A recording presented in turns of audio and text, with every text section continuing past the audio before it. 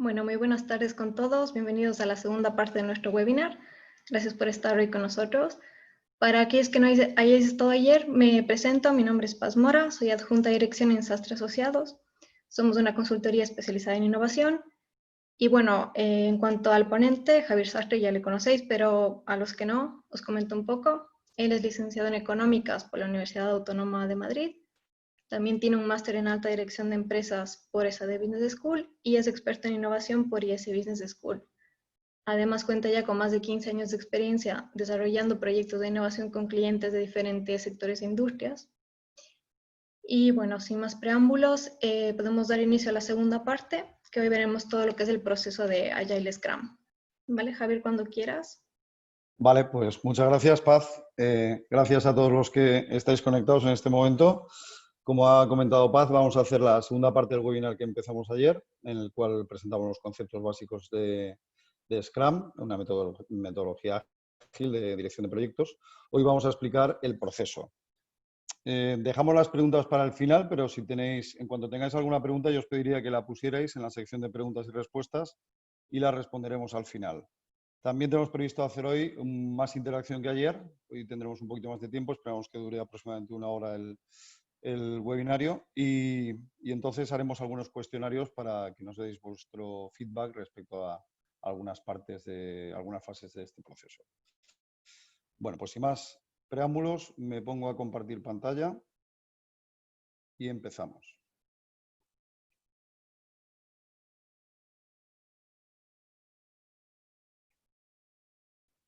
Muy bien, vale. Pues nada, hoy vamos a hablar del proceso para gestionar un proyecto Scrum o iniciar un proyecto Scrum. Os presento muy por encima el proceso de Scrum desde la definición del proyecto al refinamiento del backlog, que sería la última parte, ¿no? de lo que sería gestionar un proyecto en modo Scrum. Bueno, hay distintas fases: definir el proyecto, organizar el equipo. Vamos a ver todas estas: preparar el product backlog, hacer el sprint número 0, hacer los sprints, que cada sprint consta de una serie de fases, y finalmente, como digo, refinar, mejorar el product backlog para el siguiente sprint. Pasamos a hacer la primera pregunta. He dicho que iba a ser interactivo y empezamos rápidamente. Me gustaría que nos dijerais cuántos de vosotros trabajáis Agile Scrum. Es un poco para ponerme en situación. ¿Cuántos lo hacéis habitualmente? ¿Cuántos lo habéis hecho solo en algunos proyectos? ¿Cuántos utilizáis ciertas partes de Scrum raramente o nunca? Gracias.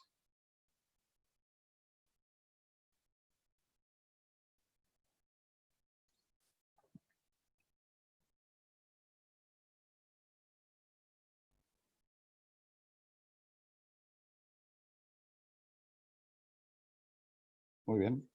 Pues vemos que tenemos, la mayoría de las respuestas son que ciertas partes de Scrum o nunca. Solo en algunos proyectos, algunas pocas respuestas y habitualmente nadie. Vale. ¿Estamos compartiendo resultados ya, Paz? Sí. Vale, ahí lo podéis ver todos. Luego, ciertas partes de Scrum. Tiene mucho sentido. Vamos a hablar, esto está orientado, como os decía ayer, para empresas normales del mundo real. ¿Esto qué quiere decir? Pues que no son startups que están en un vivero de startups o no son empresas tecnológicas que sí que trabajan mucho por proyectos y tienen embebido, digamos, este tipo de métodos Agile en su forma de trabajar los proyectos, ¿no? Entonces, cuando nos encontramos en empresas normales del mundo real que no pertenecen a estos segmentos, sí que vemos que no es tan fácil aplicar Scrum del todo. Entonces, hay que hacer pequeñas adaptaciones. Luego tiene mucho sentido lo que estáis comentando por aquí. Vale. Cierro esto y empiezo con la primera fase. La primera fase, como hemos dicho, es definir bien el proyecto. Sería el bloque azul, el rectángulo azul que tenéis a la izquierda. Definir bien el proyecto, como hablamos ayer, consiste en definir bien su objetivo, qué es lo que queremos conseguir, tener una idea más o menos clara del tiempo que tiene que durar ese proyecto, e incluso fijar una fecha de finalización, tener una idea clara del coste e incluso fijar también un coste definitivo y establecer las especificaciones, qué queremos que consiga el proyecto, cuál es su alcance, cuál es la calidad de cada una de las especificaciones o prestaciones o funcionalidades que queremos desarrollar. Por lo tanto, objetivo, ¿qué queremos conseguir con el proyecto? Misión, que lo he puesto entre paréntesis porque no aparece en el esquema, que es para qué se hace este proyecto, cuál es el propósito de negocio del proyecto. Se trata de relacionar el proyecto con los negocios principales de la empresa. Coste, qué presupuesto tenemos para realizar este proyecto, si está cerrado o no. Tiempo, qué plazo nos damos para completarlo. Y alcance, requerimientos y necesidades del proyecto. El otro día veíamos que uno de los principales problemas que tienen las empresas al dirigir proyectos de innovación y de mejora es que no se suelen definir bien los proyectos. En particular, el eje que hemos visto, el de la izquierda, ¿no? El que sale hacia la pantalla, que es el que se refiere a las especificaciones. Este es el que recoge los requerimientos y necesidades del cliente. Esto lo utilizo muchas veces con los clientes, lo llamamos el MOSCOW porque es el acrónimo de las columnas que veis ahí. Must, should, could, want. ¿Qué quiere decir esto? Must es lo que debe estar obligatoriamente, es condición de éxito del proyecto. Should es lo que debería estar, pero bueno, si no está, tampoco va a fallar el proyecto si están todos los must. Could es lo que sería muy bueno que estuviera, pero no es imprescindible en ningún caso. Y want es lo que no va a estar en estas versiones. Ya simplemente cuando clarificamos esto con los clientes en los proyectos que lanzamos nos sirve de mucho. Entonces, creo que es muy importante definir, por supuesto, bien el objetivo, definir la misión, cómo se relaciona con los negocios principales de la empresa, definir el plazo, definir el coste, pero definir sobre todo las especificaciones. Y quien nos tiene que definir estas especificaciones, por supuesto, es el cliente. Es decir, esto no tiene que venir de ningún otro sitio que de nuestro cliente objetivo, el cliente objetivo para ese proyecto, que como decía el otro día, puede ser un cliente externo, es una innovación o un proyecto de mejora que lanzamos al mercado, o es un cliente interno, es una innovación, una mejora interna. Todo proyecto, en todo caso, tiene un cliente. El otro día os comentaba que la diferencia entre la forma tradicional de gestionar los proyectos en cascada, waterfall, y el enfoque ágil de gestión de proyectos es que se fijan cosas distintas. Así como en los proyectos tradicionales lo que se fija es el alcance, es decir, lo que queremos que haga el proyecto, con lo cual pues nunca acaba cumpliendo plazos ni coste, porque se acaban incorporando más cosas de las que decíamos al principio, porque no se ha hecho una buena definición y no se ha reflexionado lo suficiente. En Agile lo que se hace es fijar el coste y el tiempo. Se podría fijar, a veces queda un poquito abierto, pero se podría decir, oye, el coste, el presupuesto no puede pasar de esto y o el tiempo tiene que ser, tiene que ser 3 meses, tiene que ser 4 meses, tiene que estar acabado para el 31 de octubre. Entonces lo que queda más variable, como explicamos ayer, es el alcance, es decir, las cosas que va a hacer el proyecto. Por eso es tan importante este MOSCOW, saber qué es lo prioritario, saber qué no es tan prioritario, saber lo que estaría bien que estuviera y lo que no va a estar ahora. Porque lo que sí que va a tener que estar es los must, las especificaciones, requerimientos y necesidades del cliente que sean must para ellos. Vale. ¿Quién define un proyecto? Pues define quién da luz verde al proyecto. ¿Quién va a ser el máximo responsable de su resultado? Tal y como trabajamos nosotros con los clientes, donde tenemos comités de innovación operativos, pues si es un proyecto de innovación orientado al mercado, los que definen el proyecto es el comité de innovación y el product owner que visteis el otro día, que era el representante del cliente en el proyecto y que por otra parte es el máximo responsable del resultado del proyecto. Daos cuenta que hablo de proyectos de innovación, podría ser un proyecto de mejora, podríamos estar hablando de un comité de mejora. ¿Que no tenemos comité de innovación y comité de mejora? Bueno, pues habrá un departamento de innovación o departamento de mejora o directamente será el comité de dirección o gerencia directamente la que decida esto, insisto, junto con alguien que represente al cliente, el product owner. Interno, alguien de la empresa. El product owner, idealmente, en el mejor de los mundos, habrá revisado especificaciones y requerimientos, ese MOSCOW que veíamos antes, con clientes de referencia. Ya hablaremos de esto, pero tendrían que ser early adopters, no cualquier tipo de cliente, ya veremos, son los adoptantes o adoptadores tempranos de las innovaciones, cuando hablamos de innovación, y con expertos de mercado. Y también debería haber hablado en ese mundo ideal, digamos que lo que estamos presentando son buenas prácticas, ¿no?, que hay que intentar seguir. Debería haber hablado con expertos técnicos para hacer una estimación muy razonable y muy ajustada de costes y tiempo. Si el proyecto es de innovación interna, como os decía, que no va al mercado, sino que es una mejora de organización o de proceso interna, pues igualmente define el comité de innovación y el product owner. Y el product owner ha revisado especificaciones y requerimientos con clientes y usuarios internos de la empresa y ha hablado con expertos técnicos para una estimación de costes y tiempo igualmente. Permitidme que repase un poquito, vaya un poco para detrás. ¿Cómo llegamos a una definición de proyecto? Voy a levantar esto un poco, porque creo que lo estáis viendo. Bueno, esto recoge parte de nuestro proceso de innovación pragmática. Hicimos un webinar el pasado 4 de junio que está disponible si lo necesitáis. Os lo podemos pasar el PDF o el vídeo del webinar. Nosotros lo que hacemos es, teniendo claros ya unos requerimientos estratégicos de la empresa, organizamos talleres de creatividad. Talleres de creatividad para generar ideas en aquellos ejes estratégicos que nos están pidiendo innovación, porque habrá otros que están pidiendo mejora y los gestionamos de otra forma. En los talleres de creatividad se sacan muchísimas ideas y los propios talleres preseleccionan, los propios participantes en los talleres preseleccionan 4, 5, 6, 7 mejores ideas que han salido de los talleres. Ten en cuenta que en los talleres estos pueden salir entre 80, 100, 120 ideas. Todas estas ideas van a un comité de innovación que selecciona las mejores de todas ellas. Las selecciona en función a unas valoraciones hechas sobre criterios ponderados que nos da un ranking de ideas y analizando también teniendo una visión global de la cartera de proyectos que ya tenemos y de la que nos gustaría tener, ¿no? A partir de aquí, pues selecciona de esas 15 ideas que han podido salir en los talleres o más, selecciona, digamos, 3 prototipos rápidos. Es decir, la idea que planteamos en estos momentos en los clientes es que se hagan, siempre que sea posible, prototipado rápido. Lo veremos hoy también.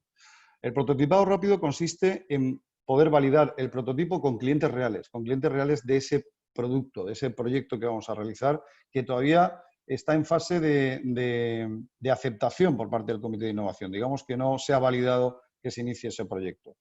Entonces, ¿cómo validamos un prototipo? Pues confirmamos que el cliente tiene un dolor, un pain que resolver. Es decir, estamos acertados en que con nuestra solución podemos resolver un dolor y que además esa solución el cliente ya nos ha dicho, porque hemos mantenido entrevistas, reuniones con él en las que hemos presentado un prototipo rápido, nos ha dicho que vale la pena para él esa solución y pagar por ella. Y además hemos comprobado que hay un modelo de negocio viable.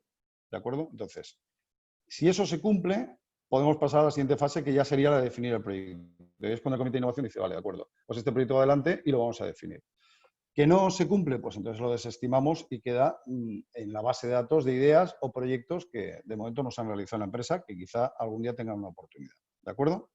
Pues así es como llegamos nosotros a la fase de definir proyectos. Es decir, esto no aparece de la nada, sino que viene de un proceso de generación de ideas que es preseleccionar el propio taller, que luego es vuelto a seleccionar en lo que llamamos el comité de innovación, que es el órgano responsable de innovación en la empresa, que genera prototipo rápido, que se pone en contraste con clientes reales, que nos validan ese prototipo y entonces decimos, adelante ahora con el proyecto. Al final, esto, aunque parece más costoso, es mucho más económico a la larga para las empresas que hacerlo de la forma tradicional, que es, bueno, creemos que tenemos una buena idea, pues vamos a tirar para adelante y ya veremos lo que nos dice el cliente cuando se lo presentemos acabado y estocado.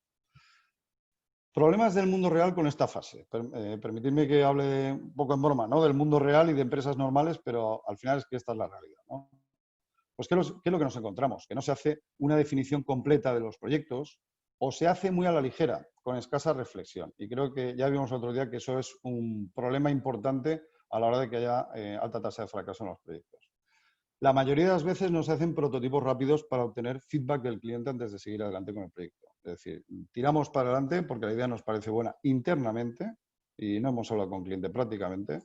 Quizá en su día nos dio un input y dijimos, bueno, pues vamos a hacer algo de esto, pero ya no vuelve a saber nada hasta que se lo presentamos, como digo, el producto acabado en catálogo, en tarifa o en la feria.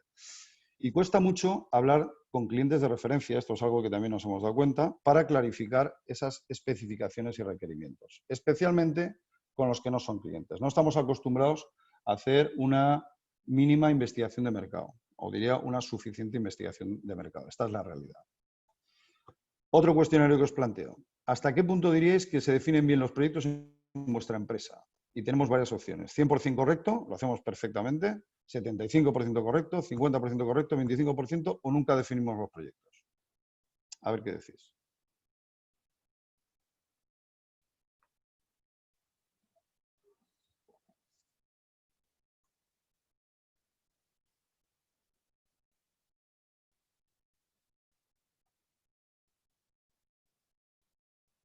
Muy bien.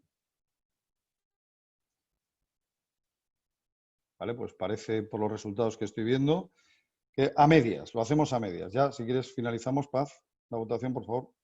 La mitad, hacemos más o menos la mitad. Me gustaría saber cuál es esa mitad, ¿no? Esto es como lo de tiro la inversión en marketing que hago, que decía un presidente de una gran empresa americana hace bastantes años, Dice, lo que no sé es qué mitad, ¿no?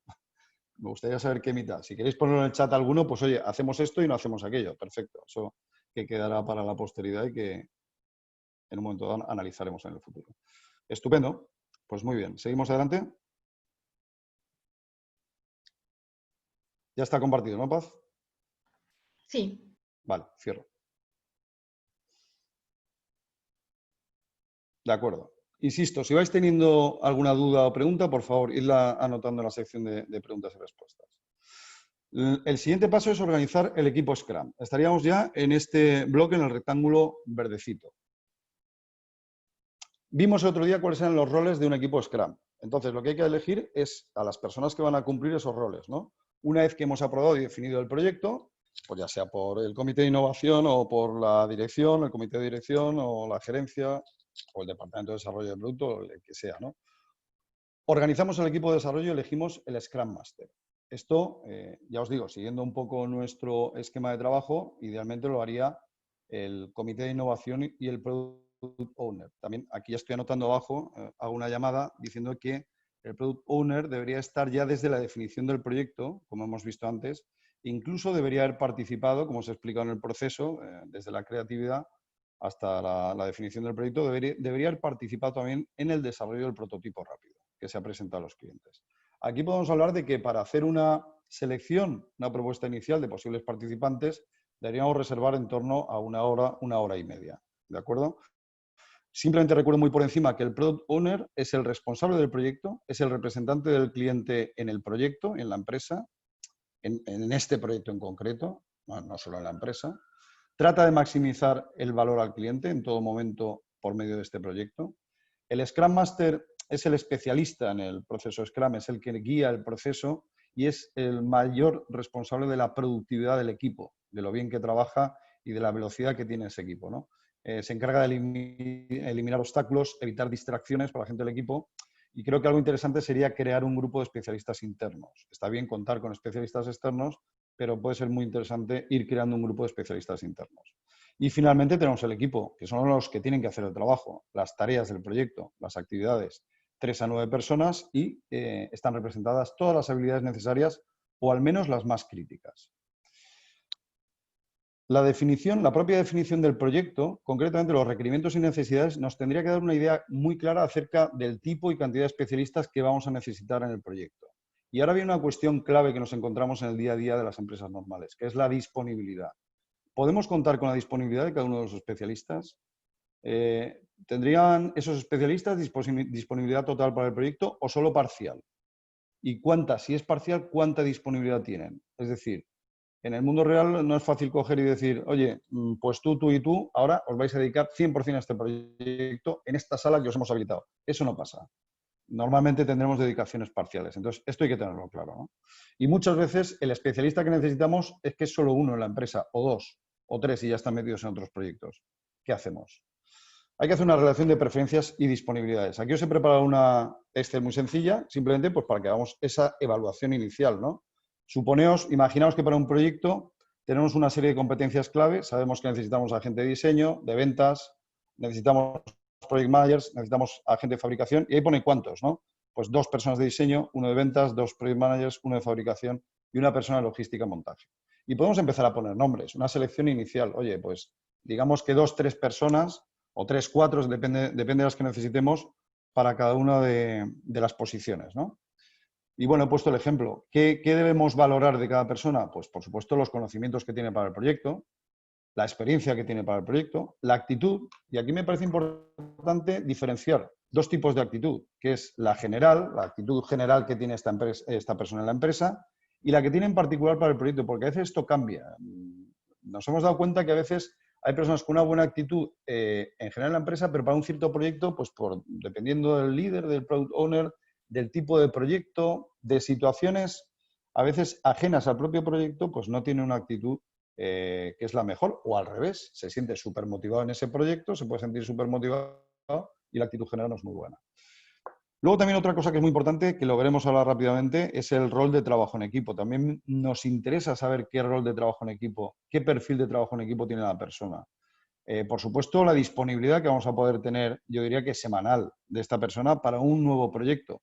Y bueno, observaciones, ¿no? Pues ahí estoy poniendo que la persona 1 tiene 16 horas de disponibilidad y además solo los lunes y martes. Y en cambio la 2 pues tiene conocimientos para el proyecto medios, tiene mayor disponibilidad, 32 horas, y además hay planificado una formación en eso que tiene carencias. Bueno, creo que esto puede ser útil para hacer una selección inicial que, por supuesto, no termina con la selección, sino que hay que terminar de realizarla para acabar con el equipo completo, óptimo, dadas las circunstancias de la empresa, y que tenga la disponibilidad que necesitamos.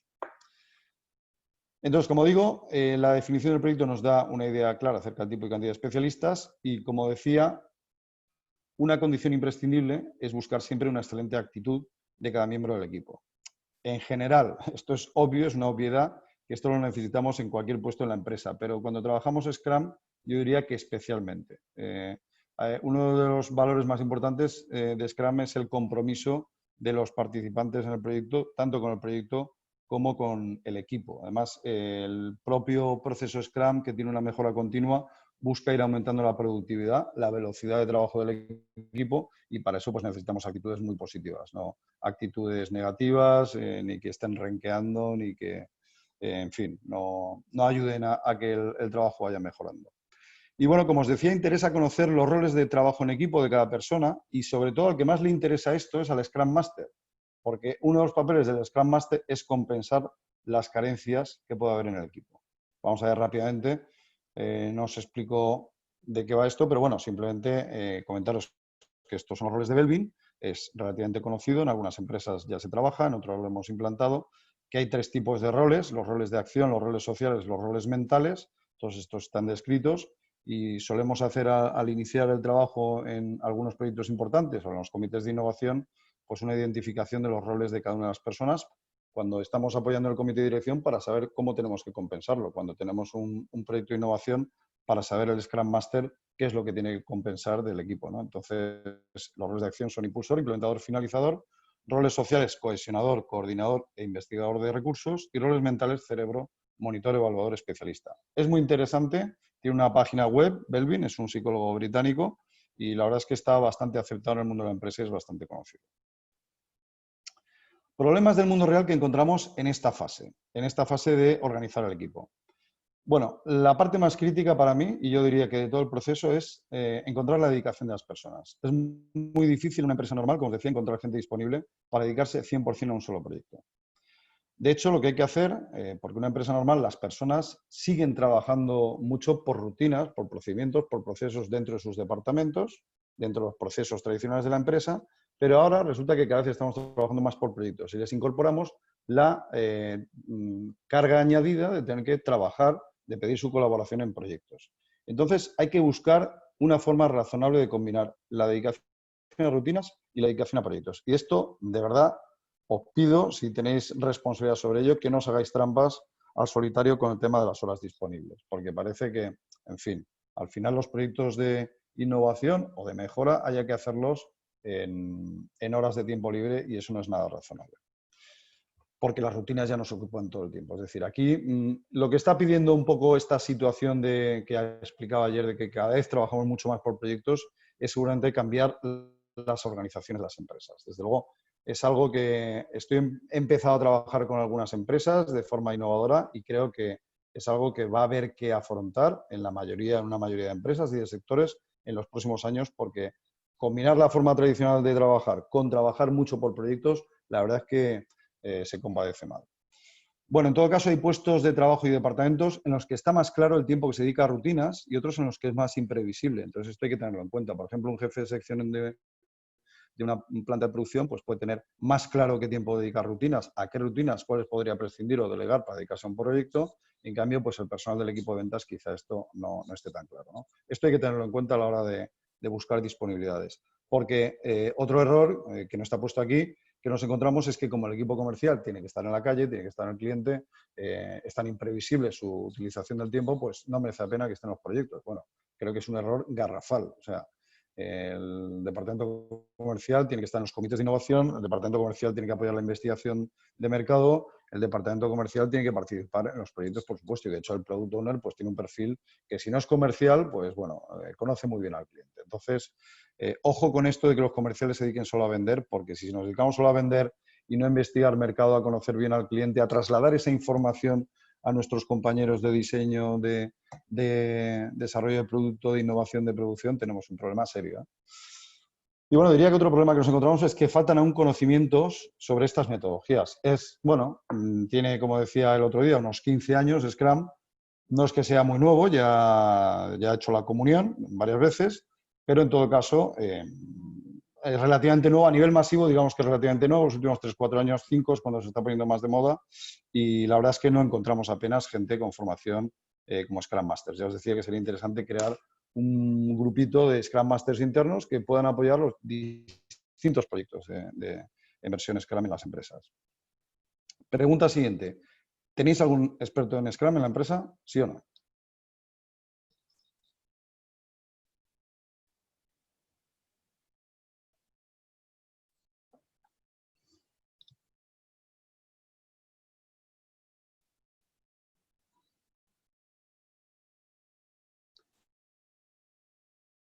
Bueno, pues terminamos, si quieres, Paz, la votación. Lo que era de suponer e imaginable, no eran el 100% hasta el último momento que apareció uno que sí que tiene, y me alegro mucho porque en este momento es la excepción que confirma la regla. Tenemos que ir a más a esto. Ya os dije el otro día que, tal y como estamos viendo que evolucionan los proyectos, el nivel de incertidumbre, sobre todo los proyectos de innovación, y además las empresas hoy grandes y pequeñas tienen que innovar por definición, porque si no se quedan fuera de la competición, e incluso si quieren liderar y llegar a algo, pues tienen que innovar, y en ese caso, si tenemos que innovar, o utilizamos Scrum o es muy complicado. Entonces, pues merece la pena formarse en esto, ¿eh? Como estáis haciendo en este momento.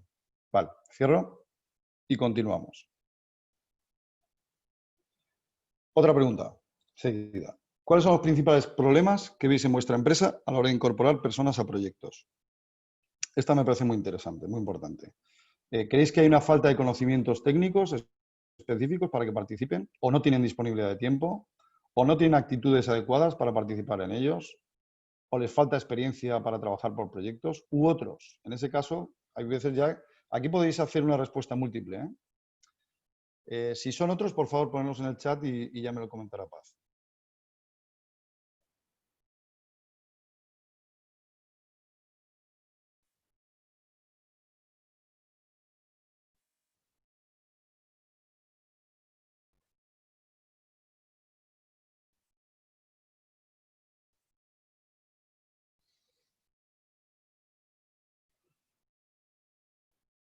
Muy bien, pues va terminando. Veo... ¿hay alguna respuesta más? Vale. Si quieres, Paz, terminamos. Básicamente que no tienen disponibilidad de tiempo, como ya anticipábamos, y luego que no hay actitudes adecuadas para participar en los proyectos. Posiblemente no sea nada personal por la experiencia que yo tengo, de las personas. Está claro que la actitud a lo mejor no es la más adecuada, pero es que dice, oye, a mí me has metido a trabajar en estas rutinas y ahora, ¿cómo es que tengo que participar en proyectos? Si es además, y además hacerlo en horas libres, pues eso no está bien, desde luego. Es un problema que hay que gestionar desde la dirección. Y si no es el caso, el otro problema que puede haber para una actitud negativa es miedo, temor, ¿no? El no saber trabajar por proyectos. ¿Esto qué significa? Que voy a dejar de hacer lo mío de siempre, ¿no? A lo mejor es un síntoma de posiciones un poco defensivas, ¿no? Dentro de la empresa y dentro del puesto y dentro del departamento. Entonces, yo creo que eso se cura con formación y precisamente participando en proyectos.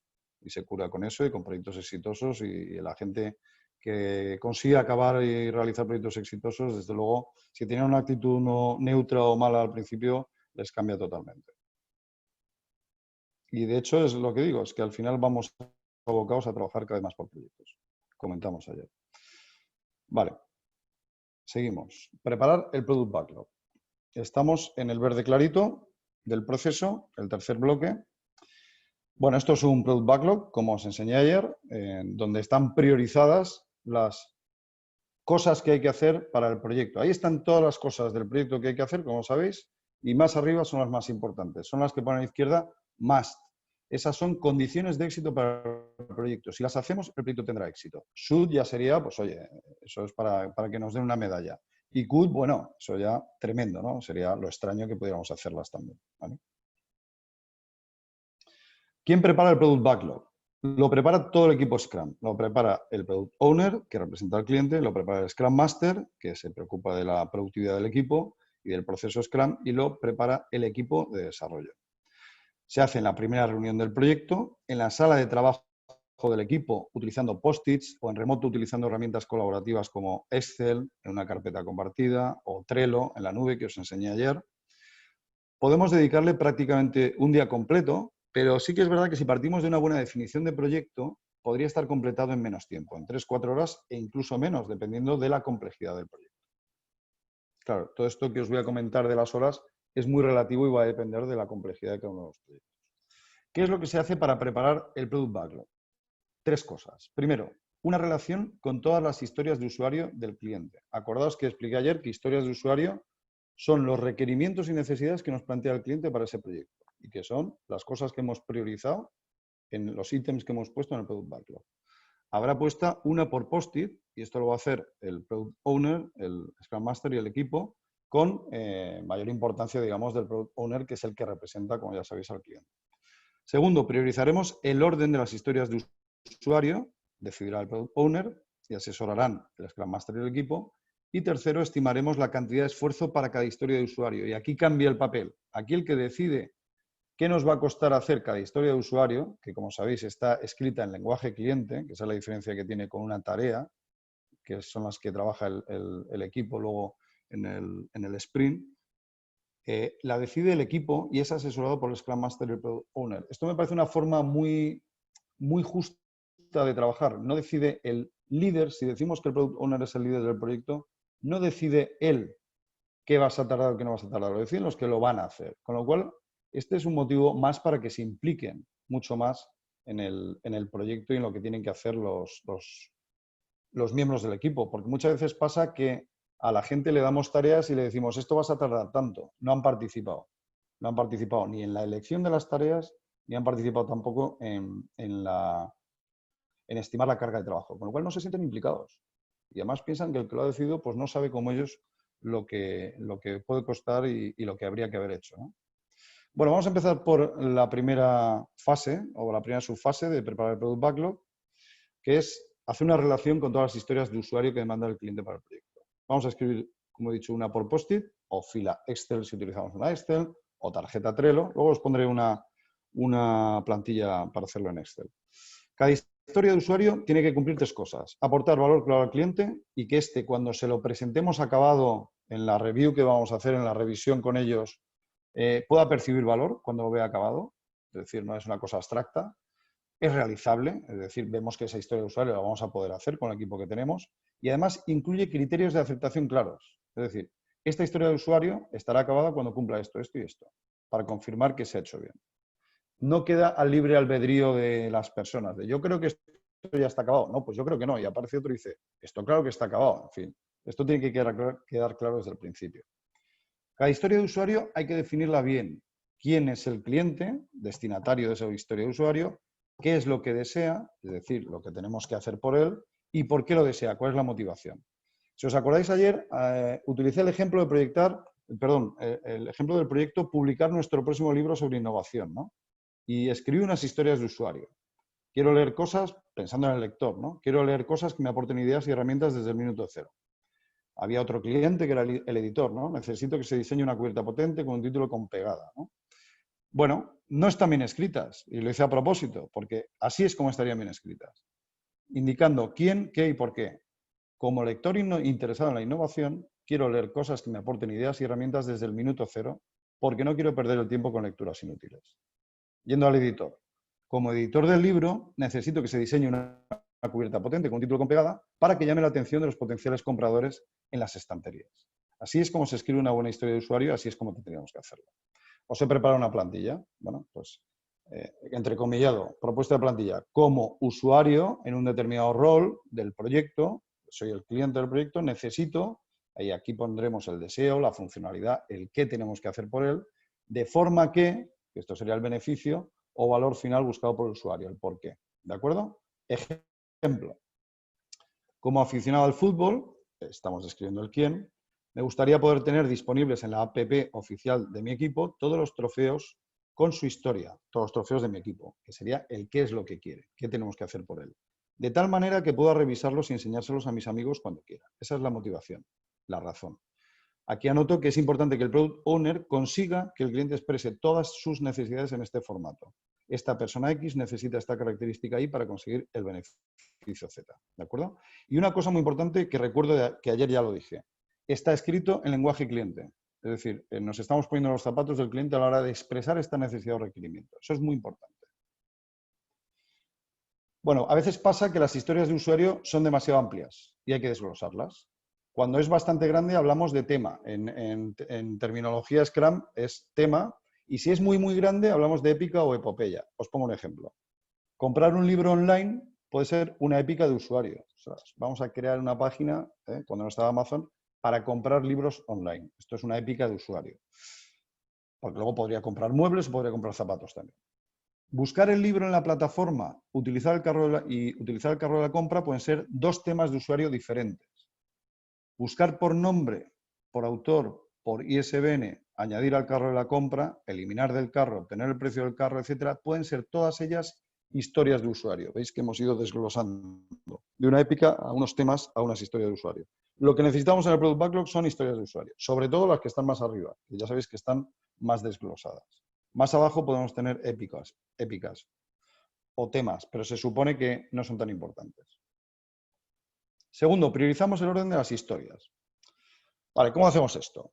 Esto lo dirige y decide el Product Owner, que es el representante del cliente en el proyecto, aunque se asesora, por supuesto, con el equipo y el Scrum Master. Y aquí aplicamos la regla 20-80, un Pareto, ¿no? Al revés, 20-80 medio 80-20, que quiere decir que el 20% de la funcionalidad que más valor aporta al cliente, que va a aportarle el 80% del valor, está precisamente, perdona, el 80% del valor del cliente lo recibe en el 20% de las funcionalidades. Muchas veces planteamos 5, 6, 7, 8, 9, 10 funcionalidades que nos han costado pues X tiempo, imaginaos que nos han costado lo mismo cada una de ellas, pero resulta que solo dos de ellas son las que más aportan o las que aportan el 80% del valor al cliente. Podríamos decir casi que el resto, el 80% restante de funcionalidades es casi desperdicio. Ojo con esto. Entonces, ese es nuestro primer criterio de priorización. ¿Qué aporta más valor al cliente? Siguiendo la regla del 20-80. Y esto lo decide el Product Owner. Ya digo que asesorándose con el resto del equipo, pero es decisión final del Product Owner. Siguiente criterio, ¿qué puede generar más dinero a la empresa? A igualdad de valor para el cliente, ¿qué tendría más valor para la empresa? Económico. Pues esa es la que ponemos en marcha primero. Y el siguiente criterio sería qué puede ser más fácil o tener menos riesgo de hacer, de forma que entreguemos valor más rápido al cliente.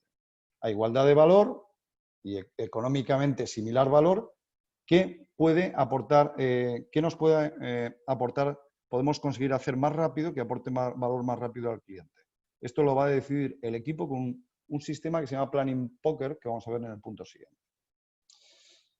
Bueno, como os hemos dicho ya varias veces, detallamos un poco más las tareas más prioritarias, que están más arriba, y el Product Backlog hay que revisarlo antes de hacer cada sprint de Scrum. Una vez hayamos presentado los avances al cliente y obtenido su feedback, entonces lo revisamos. Bueno, aquí veis, siguiendo el ejemplo del otro día, cuáles son las cosas que se consideraban más críticas desde el punto de vista del cliente y siguiendo pues, la regla 20-80 habría que hacer las dos primeras de forma prioritaria. Tercero, estimamos la cantidad de esfuerzo para cada historia de usuario. Los miembros del equipo son los que lo hacen, con ayuda del Product Owner y el Scrum Master. Aquí los expertos en metodologías ágiles y en Scrum han concluido que las personas no somos buenas haciendo estimaciones absolutas, de horas, por ejemplo. ¿Cuántas horas vamos a tardar en hacer ese carrito de la compra para la nueva web? Bueno, pues 86, en fin. Las desviaciones pueden ser importantísimas. En cambio, sí que hay estudios que demuestran que somos bastante buenas las personas, los seres humanos, estimando de forma relativa. Es decir, comparando cosas. Esto es más grande que, más pequeño que, está entre esto y esto. Y esto permite usar elementos de comparación como razas de perros. Esto es como un pitbull, esto es como un dogo, esto es como un gran danés, esto es como un pastor alemán. La dificultad. o tallas de camisetas. De hecho, se utiliza muchas veces en Scrum estos criterios. Extra pequeña, pequeña, mediana, grande, súper grande, etc. De todas formas, digamos que la forma canónica de hacerlo en Scrum es utilizando una variante de la serie de Fibonacci. Como sabéis, la serie de Fibonacci es la que se obtiene un número sumando los dos anteriores. El 5 es la suma del 3 y del 2, el 8 es la suma del 5 y del 3, el 13 es la suma del 8 y del 5, y así hasta el infinito. El Planning Poker utiliza una serie de Fibonacci modificada. A partir del 13 redondea. En vez de 21 pone 20, en vez de 34, 40, en vez de 55, 100 y luego infinito. Y así es como vamos a valorar la dificultad. Ya sé que esto la primera vez que se escucha puede resultar chocante, pero luego es muy, muy útil. Porque valoramos la dificultad de esa forma relativa. Oye, esto es un 0, esto no cuesta nada, inmediato. Esto es un 1, esto es un 2, esto es un 8, esto es un 40, esto es infinito. Esto va a haber que desglosarlo porque es demasiado grande. Aquí tenéis un ejemplo de cartas de Planning Poker. Pero bueno, que no hay que comprar cartas. Hay muchísimas aplicaciones, aquí os doy algún ejemplo, para utilizar con el smartphone.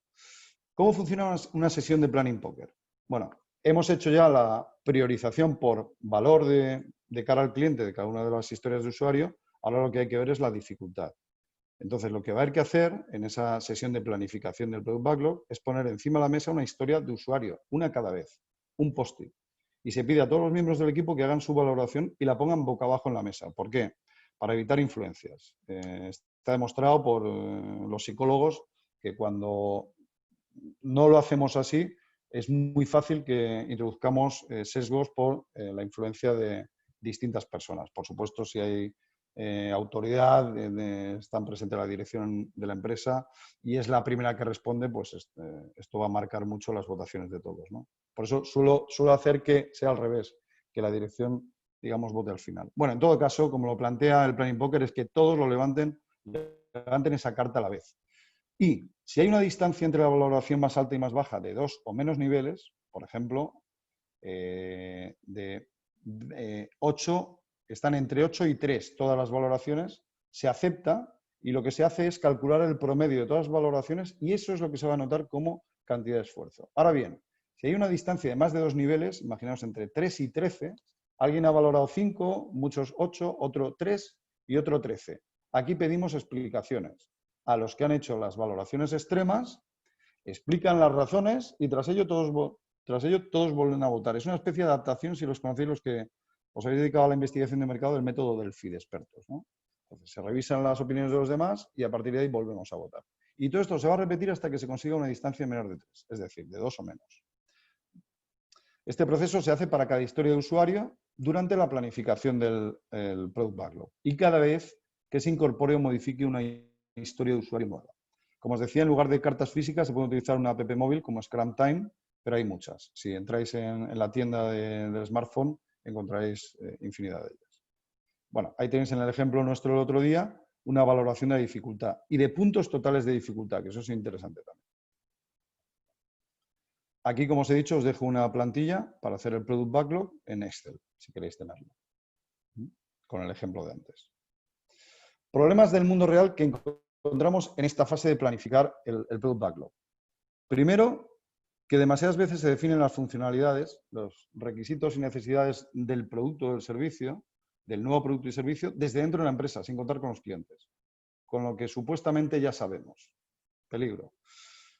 Ocurre que también no sabemos cuál es la razón profunda, básica, por la que quieren los clientes ciertas funcionalidades. Quizás sabemos que las demandan, sabemos cuáles demandan más, pero no por qué. No hemos averiguado lo suficiente. No conocemos lo suficiente al cliente para saber cuál es el valor que da a cada uno de los requisitos y necesidades. No somos muy realistas a la hora de estimar el esfuerzo real de los trabajos. Esto es así. Esto es un problema real en el mundo de las empresas. Precisamente por la presión que nos mete el día a día de la que hablábamos el otro día, que el tiempo era uno de los recursos más escasos. Y lamentablemente muchas veces se ve que todo tiene cabida. Fijaos, me hace gracia porque casi cualquier proyecto, cualquier trabajo, en el plazo de 3 meses puede estar acabado. Independientemente de las rutinas, de los otros proyectos que tengamos, aquí en 3 meses todo ha acabado. Si queréis, 6 meses, pero eso ya son los comités que son muy prudentes, ¿no? Normalmente en 3 meses todo lo tienes acabado. Lo que no sabemos es de dónde se va a sacar el tiempo. Esto es una forma muy habitual de planificar fechas de finalización y, por supuesto, de que no se consigan cumplir. Otro cuestionario es el penúltimo. Os pregunto, a la hora de planificar proyectos, ¿cuáles son los principales problemas que encontráis? No se hace desde el punto de vista del cliente esa planificación. No priorizamos el orden de los trabajos según el valor que tienen para el cliente. No hacemos una estimación realista de la dificultad o coste de cada tarea. U otros. Escribid en el chat, por favor.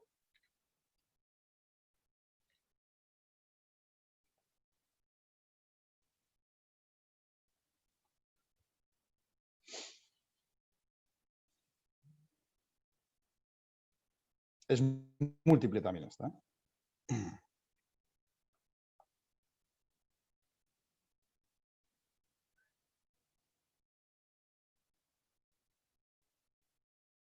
Vale, pues muy bien, Paz. Vemos los resultados. Hay empate. No priorizamos el orden de los trabajos según el valor para el cliente. No hacemos una estimación realista de la dificultad o coste de cada tarea. Pues efectivamente es lo que vemos, ¿no? En el chat no sé si se ha contestado algo, Paz. No me aparece nada todavía. Vale. Bueno, lo analizaremos después. En todo caso, efectivamente, en los proyectos, al hacer los proyectos, nos falta punto de vista del cliente, nos falta ponernos en los zapatos del cliente a la hora de saber qué es más importante para él y qué hacemos antes, y a la hora de estimar de forma realista las tareas que hay que realizar. Es el mundo real. Bueno, el sprint cero. Este es el sprint, la única vez, solo se hace una vez en el proyecto y vamos a ver en qué consiste. Lo hace todo el equipo Scrum, Product Owner, Scrum Master y equipo de desarrollo. Se puede hacer el mismo día de la creación del primer Product Backlog o en los días inmediatamente posteriores. No deberíamos estar más de una hora, hora y media. ¿Y qué es lo que hacemos en este sprint cero? Es totalmente distinto a cualquier otro sprint. Lo único que se hace es acordar una serie de cosas claves. Digamos que las reglas del juego. ¿Cuánto van a durar los sprints? Este es un tema súper importante. Sabéis que los sprints duran entre 1 y 4 semanas. Hay que decidir qué van a durar. 1, 2, 3, 4 semanas. Normalmente duran una semana o 2 semanas. Es lo que están viniendo a durar últimamente. Las herramientas de comunicación. El Kanban, ¿dónde lo vamos a ubicar? Va a ser el Kanban, va a ser una Excel. ¿Cómo vamos a hacer? ¿Qué debe contener cada tarea del sprint? Esos post-its, cómo tienen que estar escritos, o tarjetas de Trello. Las entregas, muy importante. ¿Cómo, cuándo y dónde hacer las entregas de avance a los clientes durante los sprint reviews? Si hacemos sprints de 2 semanas, ¿qué les vamos a presentar? ¿El viernes por la tarde, el sábado por la mañana, el viernes por la mañana? Es muy importante definirlo esto porque además vamos a hacer que el cliente se lo ponga en la agenda. Y es mucho más sencillo que el cliente respete esas fechas si hoy empezamos un proyecto y ya le decimos que el próximo viernes por la mañana a las 9 le vamos a hacer una sprint review y así durante cada 15 días, durante los próximos 6 meses, se lo va a marcar en la agenda que si de repente llevamos ya avanzado el proyecto y decimos, oye, que este viernes queríamos hacer, o dentro de una semana queríamos hacer una presentación de avance, un entregable. Imposible. Por lo menos juntar a todos los interesados, porque el cliente no es solo una persona, puede haber distintas personas en representación del cliente y puede haber distintos clientes, como hemos visto antes. También se va a hablar de cómo hacer la mejora continua dentro del equipo, cómo, cuándo y dónde hacer las reuniones internas de retrospectiva, de lo que vamos a hablar hoy, y cualquier otra cosa que se considere necesario clarificar para todo el proyecto. No sé, normas de funcionamiento, de las daily Scrum, de las reuniones diarias que quiera plantear el Scrum Master, o principios que más le preocupan, que se respeten, o temas de actitud, o lo que sea. Sprints. Entramos en la esencia de lo que es el Scrum, ¿no? El sprint. Estamos en el cuadradito este que está en el segundo nivel, hace el sprint, 1 o 2 semanas, normalmente, donde se hacen una serie de cosas, todas las que veis ahí. En el sentido contrario a las agujas del reloj, tenemos planifica el sprint del backlog el primer día, implementa las tareas en sprints de 1 o 2 semanas, hacemos daily scrums, hacemos la sprint review el último día y hacemos la retrospectiva también el último día. De forma que con eso terminamos el sprint y a partir de ahí refinamos el product backlog antes del siguiente sprint. Planificar el sprint. ¿En qué consiste? Pues seleccionar las historias de usuario para el sprint actual. Veis que cogemos las 4 primeras del product backlog y esas son las que pasamos al sprint backlog. Daos cuenta que todas las demás, las que están en gris en el bloque de la izquierda, pueden cambiárnoslas cuando quiera el cliente, pero las 4 que cogemos para trabajar ahora, esa no las puede tocar. Historias de usuarios. Se reúnen el equipo, el Product Owner y el Scrum Master en su espacio habitual de trabajo al inicio del sprint. Si trabajamos en sprints de 1 a 2 semanas, el primer lunes a primera hora o el primer día de trabajo dedicado, si no tenemos posibilidad de dedicación total al proyecto, los sprints de 1 a 2 semanas deberían tardar en planificarse entre 2 y 4 horas, el sprint, no el product backlog, los de 2 a 4 semanas entre 4 a 8 horas. El equipo asesorado por el Product Owner y el Scrum Master seleccionará, como he dicho, el equipo seleccionará, no seleccionará el Product Owner, no seleccionará el Scrum Master. Los que tienen que hacer el trabajo van a seleccionar, obviamente tratando de respetar la prioridad que ha marcado, sobre todo el Product Owner, en el Product Backlog, ¿vale? Va a seleccionar qué historias de usuario se compromete a completar en el sprint, teniendo en cuenta su dificultad, los puntos de dificultad. Daos cuenta también que la cantidad de trabajo, lo explicamos ayer, que se puede hacer en el sprint dependerá de la velocidad del equipo. Y la velocidad del equipo está representada por el promedio de puntos de dificultad que van completando ya en anteriores sprints. Acordaos que ayer os presenté este gráfico, donde I1, I2 y I3 son distintos sprints, sobre un total de 160 puntos de esfuerzo de ese proyecto, de ejemplo, se han venido bajando 10 puntos en cada sprint. Esa es la velocidad de este equipo. Coger para un sprint, de repente, tareas por un equivalente a 30 puntos de esfuerzo es una estupidez porque no lo van a hacer. Y coger por 5, pues sería desperdiciar tiempo. Luego, las historias de usuario que hemos escogido para el sprint, esas cuatro rectángulos grandes, hay que desglosarlos en tareas. Es decir, el equipo no se pone a trabajar en historias de usuario directamente. Elige las historias de usuario y luego las desglosa en tareas donde, como ya sabéis, se expresan en lenguaje técnico. Ahí ya pasamos a hablar lenguaje técnico, el lenguaje que es el que utiliza el equipo. Para cada tarea establecemos, ahora sí, una cantidad de horas de dedicación por parte de una sola persona del equipo, un solo miembro del equipo. En cada tarea también se incluyen criterios de aceptación para confirmar cuándo la tarea estará completada. Una vez comprometidas, como os he dicho, las tareas de un sprint, no se puede cambiar nada. Hombre, hecatombe, cerramos el proyecto, etc. Bueno, pues ahí sí, obviamente, pero en principio eso no debería poder tocarlo nunca el cliente. Si no, empezaríamos a tener problemas. Muchos problemas. Que es lo que nos suele pasar en las empresas, en la realidad, que aceptamos cambios hasta el último momento. Hay que aceptarlos hasta el penúltimo momento, que sería antes del sprint. Restricción a tener en cuenta. Hay que tener en cuenta cuántas son las horas totales de las tareas seleccionadas para que no superen la capacidad productiva disponible de los miembros del equipo. Acordaos que, bueno, pues si pueden dedicar 40 horas a la semana, pues tienen toda la semana, pero a lo mejor se pueden dedicar 16 horas o pueden dedicar 8 horas, dependiendo de la persona y de la especialidad, pues habrá que tener esto en cuenta, ¿no? La carga de trabajo que asume el equipo para el sprint tiene que ser aquella que le permite trabajar de forma intensa, pero confortable durante un largo periodo de tiempo. Daros cuenta que algunos proyectos pues, pueden tener meses, muchos meses de duración. Entonces, lo que no puede ser es que estemos con la lengua afuera permanentemente. Es decir, podemos exigirle a la gente que haga un do de pecho, que haga un sprint a tope, al 120%, durante 1 o 2 sprints, pero luego tenemos que volver a un ritmo que se pueda asumir por parte de todo el equipo. Pensad en un equipo de fútbol, en un equipo de rugby, que me siento más identificado, o en un atleta, en una maratón. Puede hacer un pequeño demarraje o un ciclista, pero no puede estar demarrando todo el rato en el puerto. Es decir, se separa, pero luego vuelve a coger un ritmo que pueda ser aceptable para él para que no le dé la pájara, ¿no? Pues esto también nos pasa con los equipos. Tenemos que mantenerles a un ritmo que sea relativamente cómodo, cierta tensión, pero también comodidad. Es decir, no pueden ir al 100 y al 120% permanentemente, yo diría que un 80, 85%, y a veces tenemos que dar un poquito más, y entonces lo van a hacer. Muy bien, Definition of Done es un concepto también de Scrum, se refiere un poco al objetivo que define cada uno de los sprints. El Definition of Done puede ser un checklist mínimo que debe cumplir el sprint. Y ese checklist se puede referir a cada una de las etapas por las que pasa una determinada funcionalidad que queremos presentar al cliente cuando acabe el sprint. Pues características que tiene que cumplir el diseño de esa funcionalidad cuando la presentemos, cómo debe estar construida, cómo debe estar integrada, cómo debe ser testada, cómo debe estar documentada. Al final, el Definition of Done es definir un estado del trabajo en su conjunto al final del sprint. No confundir con criterio de aceptación de cada tarea.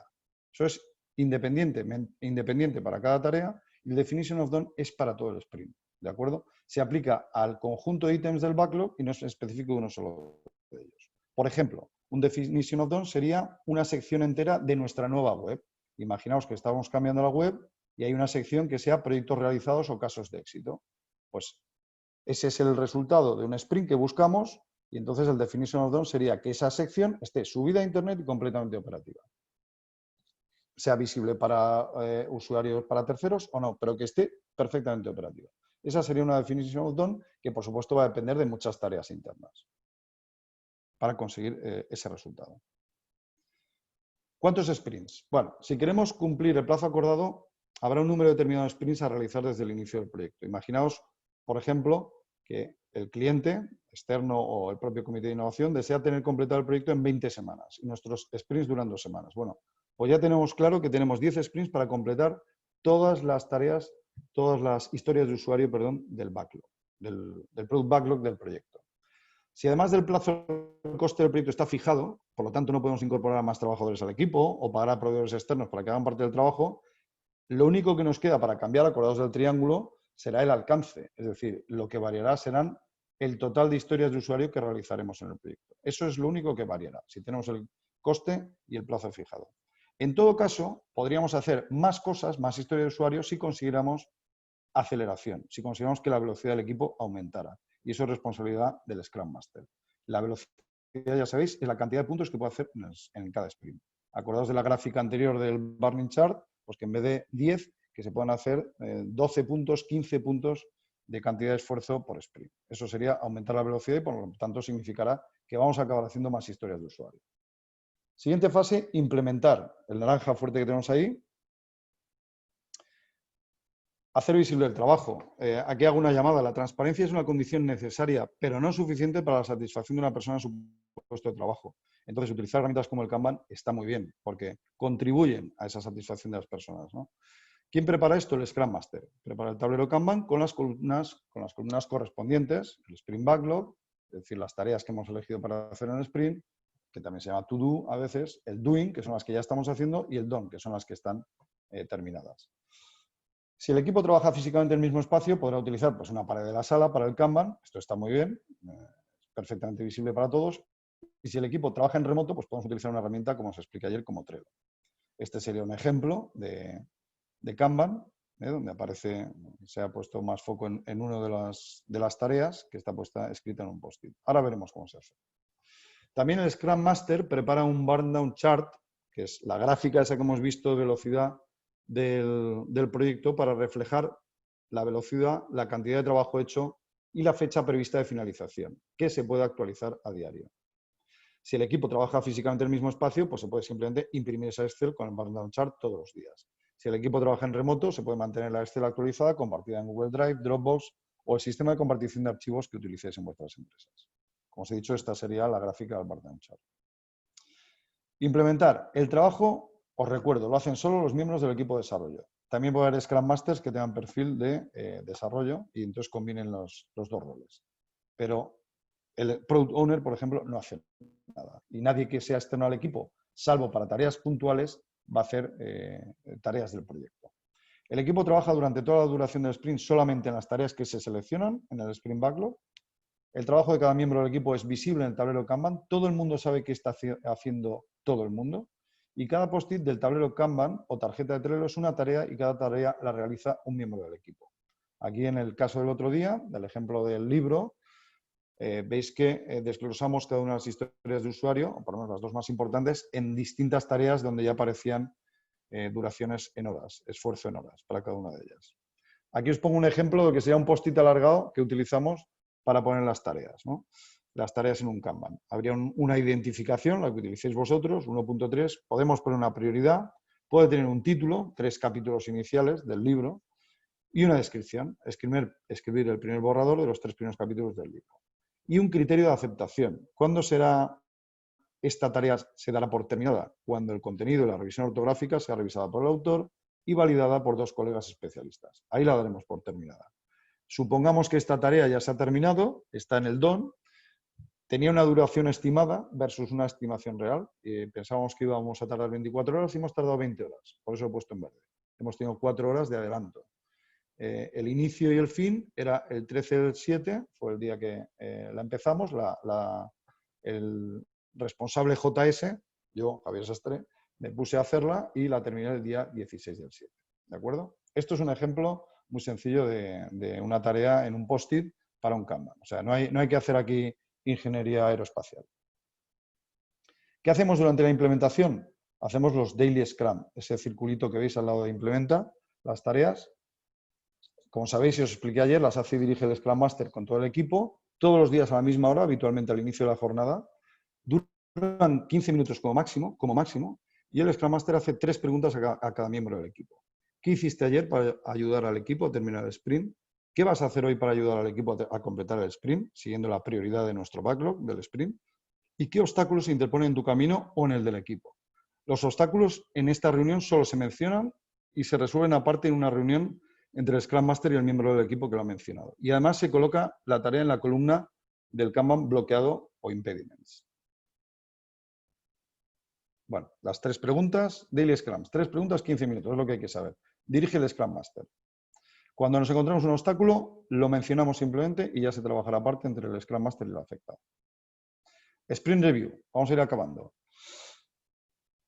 Esto es lo que hacemos en una Sprint Review. El equipo, el Scrum Master, el del señor del sombrero y el equipo de desarrollo, los 4 personas que aparecen ahí con el símbolo del Scrum, pues presentan incrementos del producto, entendido en sentido genérico, pues un producto, pues un servicio, pues una experiencia, puede ser un proceso, un nuevo proceso, se presentan incrementos tanto al Product Owner como a los clientes. E incluso a cualquier otro interesado.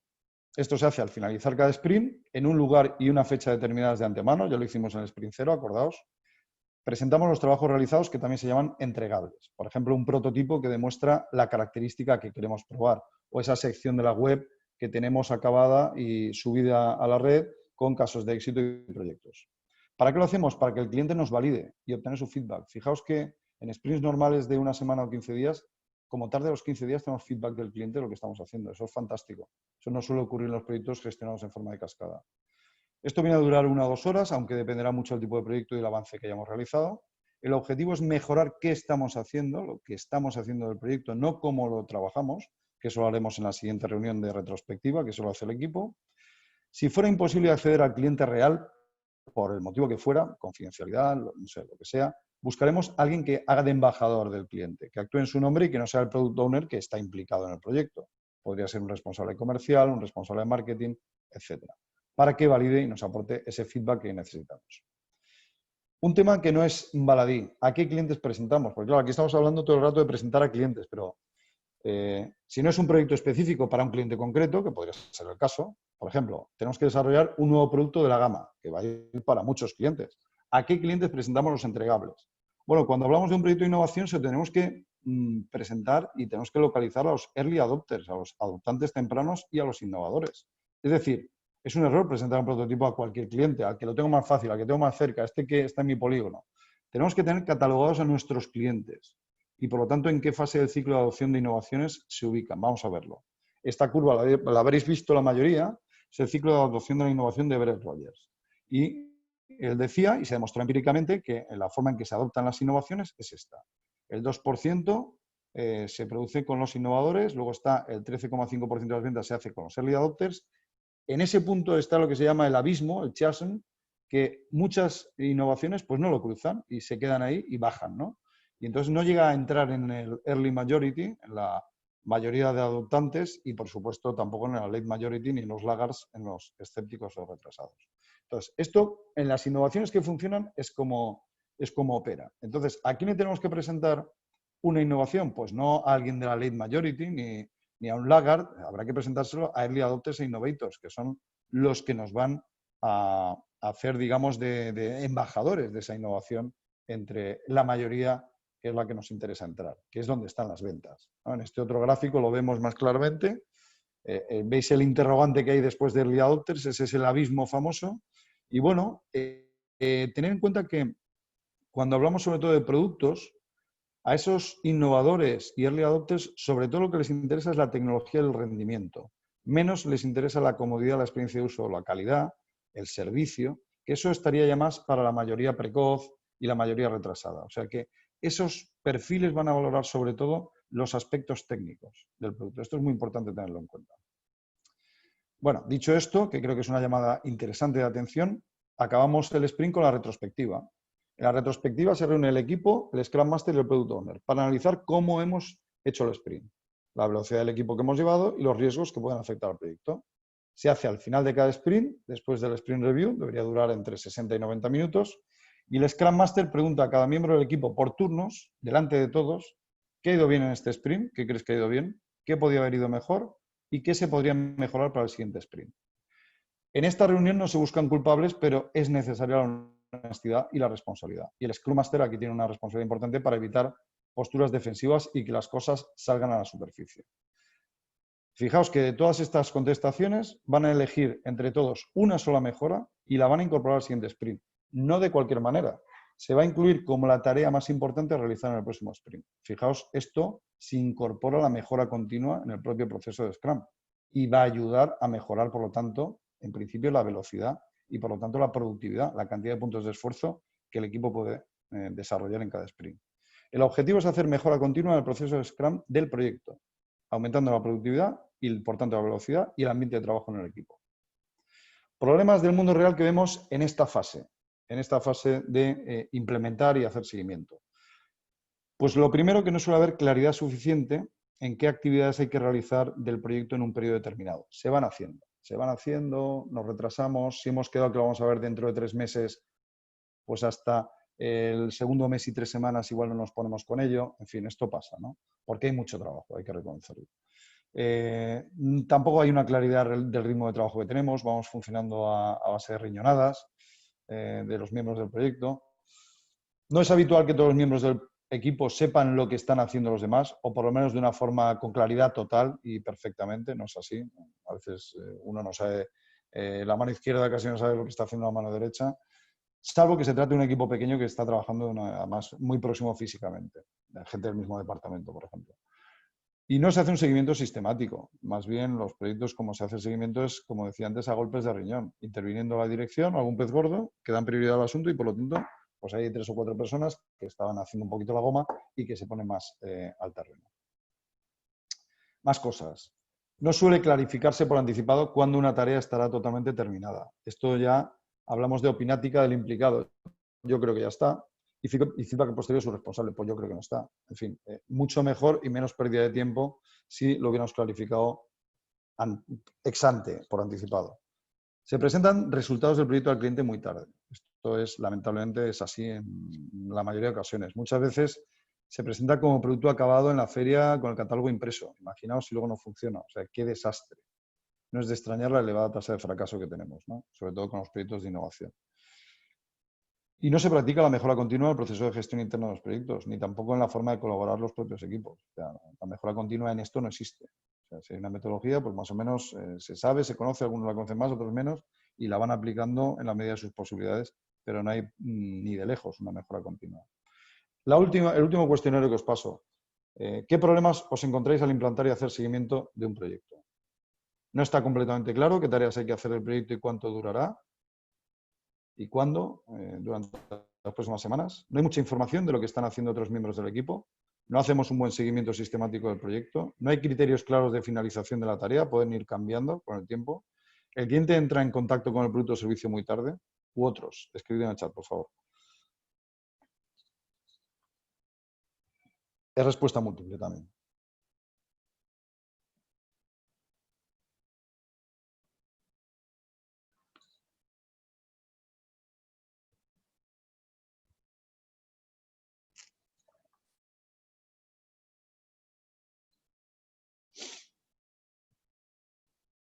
Vale, vamos a ir acabando ya.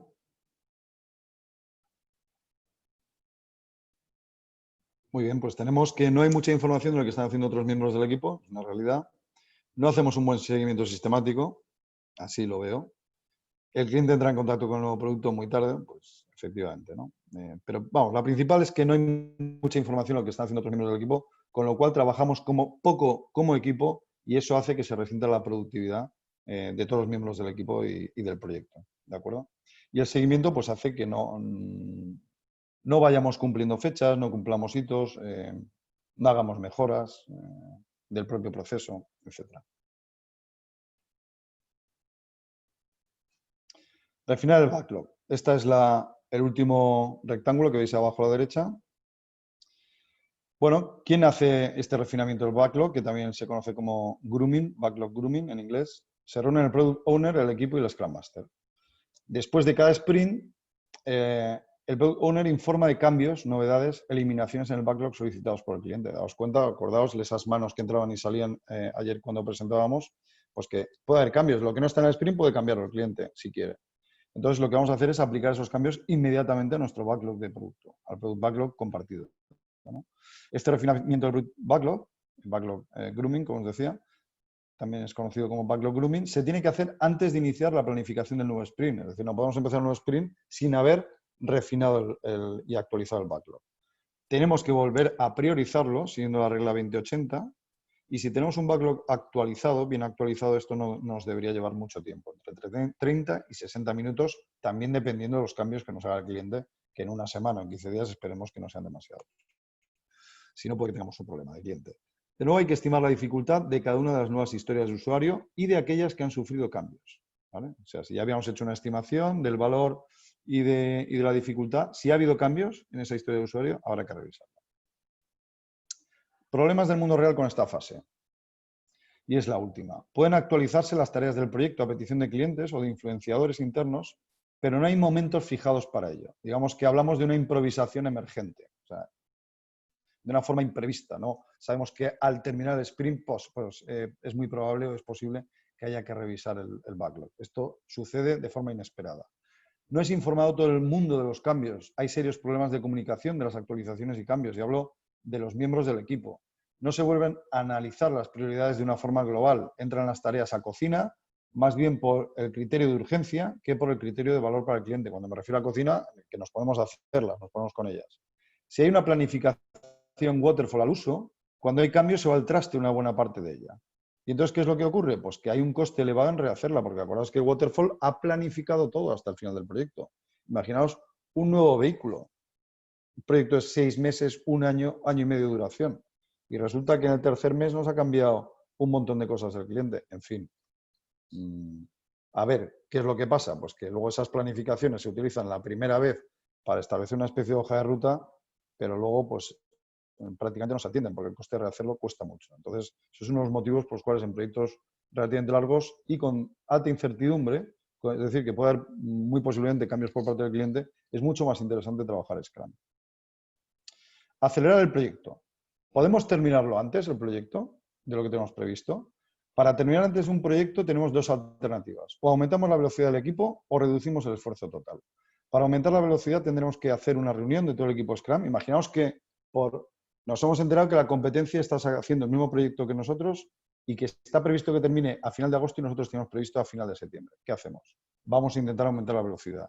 Hacemos una reunión y nos preguntamos, ¿qué podemos hacer nosotros en nuestra organización diferente para ir más rápido? O podemos librarnos de algunas tareas pendientes que podamos encargar a terceros, a otros equipos o a personas externas, a otros equipos internos de la empresa se refiere. En el caso de reducir el esfuerzo total, hay que hablar con el Product Owner, que es el que representa al cliente, y probablemente también con el cliente y preguntarles, ¿podemos dejar de hacer algunas cosas del backlog? O al menos con la calidad que nos habéis demandado, porque muchas veces algunas cosas se pide una excesiva calidad respecto a lo que sería suficiente. ¿O podemos reducir el alcance del proyecto de alguna otra manera? Estas serían las formas de aumentar de terminar antes un proyecto. Y con esto ya hemos terminado. Me he pasado un poquito. Espero que os haya resultado útil. Aquí os comento alguna bibliografía que recomiendo. Estos libros que tenéis aquí, estos 4 me parecerían, vamos, más que suficientes para saber un montón sobre Scrum. Y aquí os pongo algunas apps y programas que hemos mencionado. Muchos, bueno, Excel es obvio, Google Drive y Dropbox las conocéis todos. Quizá las otras no tanto. Slack ahora se está poniendo muy de moda con el trabajo en remoto. La verdad es que está muy bien. Trello también para los tableros Kanban y Lucidchart para el diagrama de flujo de procesos que habéis visto que os he enseñado. Próximos pasos. Me gustaría que hicierais una pequeña reflexión. Os voy a robar 3 minutos más. ¿Qué os podéis comprometer? Yo es que me gusta siempre que haya acción. Soy más consultor que docente, entonces me gusta más eso, ¿no? Que haya acción siempre. ¿Qué os podéis comprometer a intentar aplicar de Scrum en vuestras empresas a partir del próximo lunes? Me gustaría que reflexionarais 2 minutos sobre ello y si queréis escribirlo en el chat, pues por mí perfecto. Estaría encantado de escuchar lo que decís. ¿Vale? Entonces, una pequeña reflexión sobre esto. Y pasaríamos ya a las preguntas. Simplemente deciros que hay un anexo, hay una pequeña sorpresa. Para el que tenga tiempo, solo hay 10 minutos más en las que me gustaría comentaros dos importantes recomendaciones para gestionar proyectos, que creo que son muy importantes. No tienen que ver con Scrum, pero creo que son muy importantes. El que no tenga tiempo, pues lo tendrá en el PDF sin problema o en la versión grabada. Vale. Pues nada, Paz, vamos si quieres con preguntas o con comentarios en el chat. Sí. Bueno, en el chat nos dice Laura, le agradecería que me indicara si en Trello se registran las tareas y el backlog o solo tareas. Perdón, si en Trello se registran las tareas y el backlog. ¿Las tareas y el backlog o Sí. solo tareas? En el Trello puedes poner las historias de usuario y también que has elegido para el sprint y las tareas, claro. De hecho, como lo teníamos el otro día lo presenté, me parece. A ver.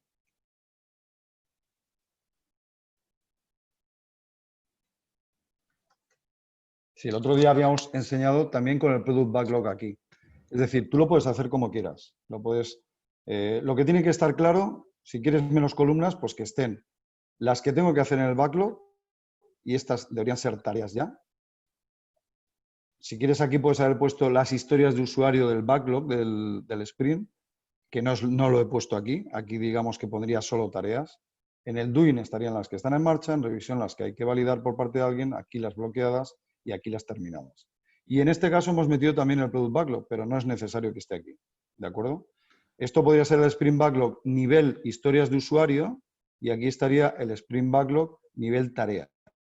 No sé si me explico. ¿Vale? Vale. ¿Qué más? Nos comentan sobre la pregunta de porcentajes de definición de proyectos. Nos Sí. cuesta mucho definir la parte de costes del proyecto y el ROI, y es la que suele quedar más indefinida o poco realista. Claro. Bien, David, pues bueno, ya sabes que ahí pedimos una estimación inicial y en todo caso aquí podemos partir de dos versiones, es decir, o tenemos este presupuesto para hacer este proyecto y es un presupuesto cerrado y no tiene que pasar de ahí y entonces Scrum con esa forma de trabajar hará las historias de usuario que cumplan ese presupuesto y las que no lo cumplan se quedarán fuera, o bien estamos abiertos a que cueste lo que tenga que costar, pero hacemos una estimación bastante razonable del ROI, del retorno del proyecto.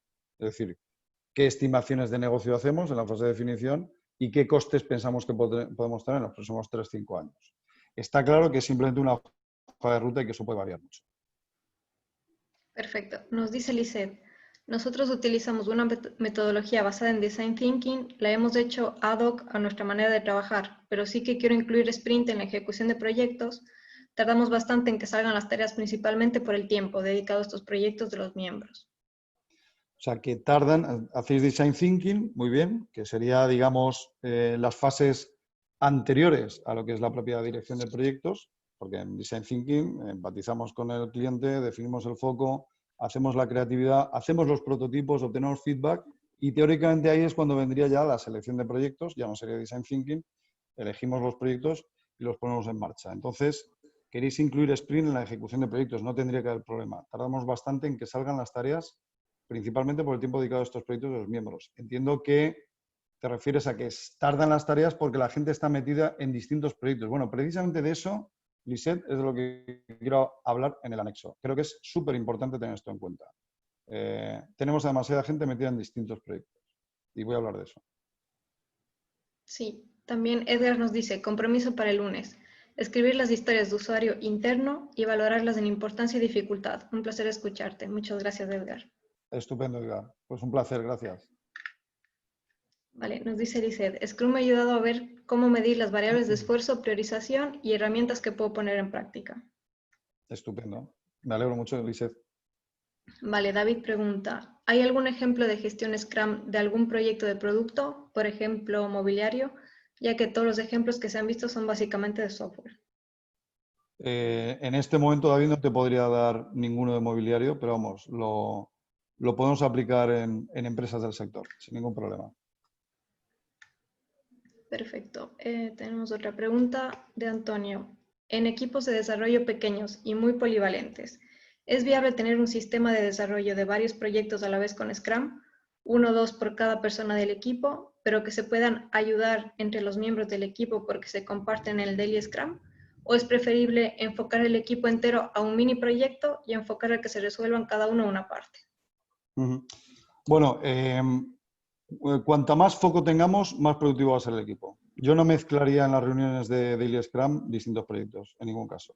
En todo caso, si tenemos a la misma persona trabajando en 2 proyectos distintos, que bueno, es algo que es relativamente razonable en las empresas normales del mundo real, no que estén asignados y dedicados a un solo proyecto, sino que estén en varios proyectos, haría una Daily Scrum para un proyecto y otra Daily Scrum para otro proyecto. No mezclaría en ningún caso. No porque estamos mezclando churras con merinas, no es conveniente. Los proyectos no hay que mezclarlos. Vale, Sí, bueno, algo más dice Antonio, ¿no? Trabajo en sí, el eso sector te iba a del decir, se me mueble. quedó, se me Mm. quedó un trozo de la pregunta. ¿Trabaja en el sector del mueble y un proyecto es una colección nueva o ampliación? De que cada miembro del equipo de oficina técnica desarrolle individualmente con un timing anual que debemos sacar X colecciones. Sí, bueno, la forma tradicional de trabajar de sectores pues, como el mueble, como el calzado, como el textil, como el cerámico, como muchísimos, ha sido la forma tradicional. Ha estado muy bien, nos ha traído donde estamos, o sea, no hay que renegar de los orígenes, pero qué duda cabe que hoy el entorno, el contexto, eso que de lo que hablamos ayer bastante, nos está pidiendo otra forma de trabajar, sobre todo en proyectos de innovación. Sobre todo en proyectos de innovación y que haya equipos dedicados en lo posible, muy enfocados y con mucha comunicación y mucho trabajo en equipo, porque a veces los equipos son grupos más que equipos, ¿no?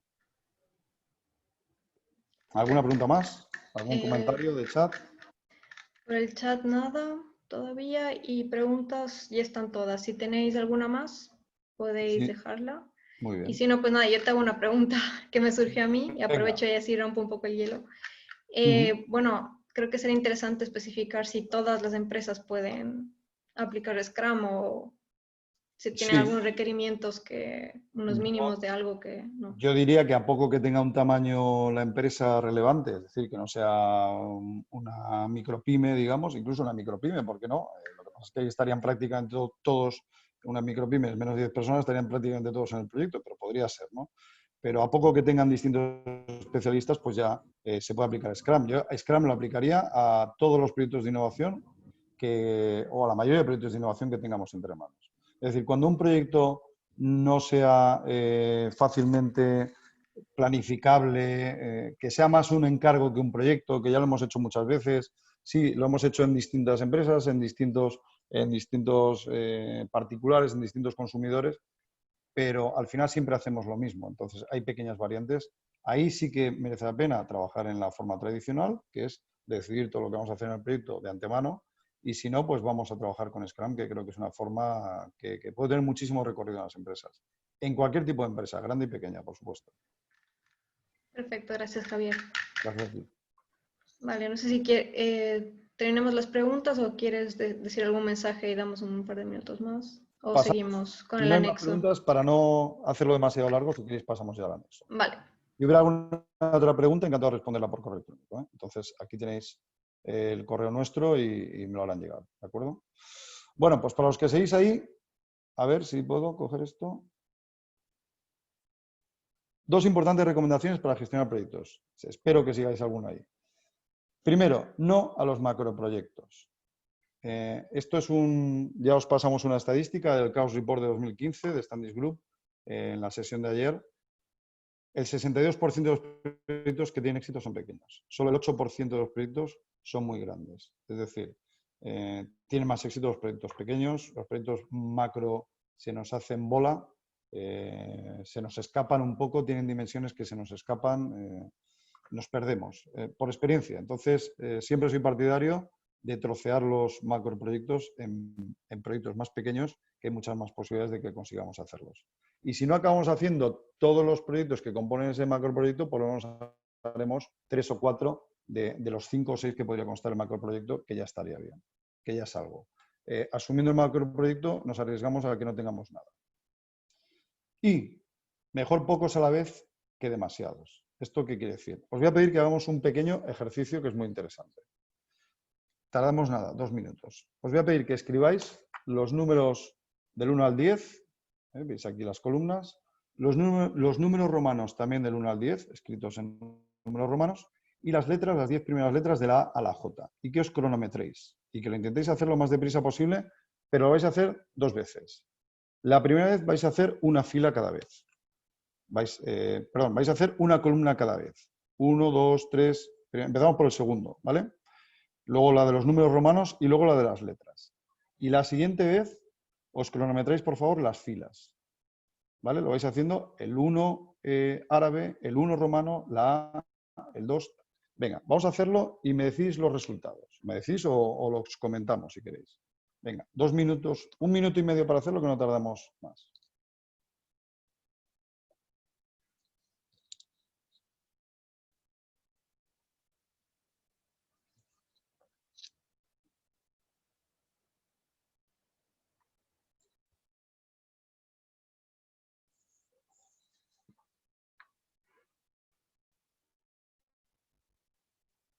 Bueno, no sé si queréis compartir a alguien lo que os ha salido.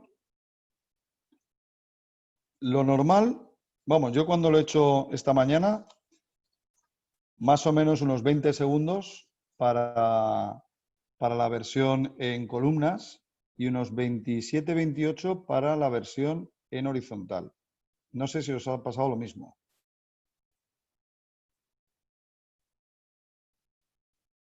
Por columna, 25, dice David. Y por filas, es que esa es la cuestión.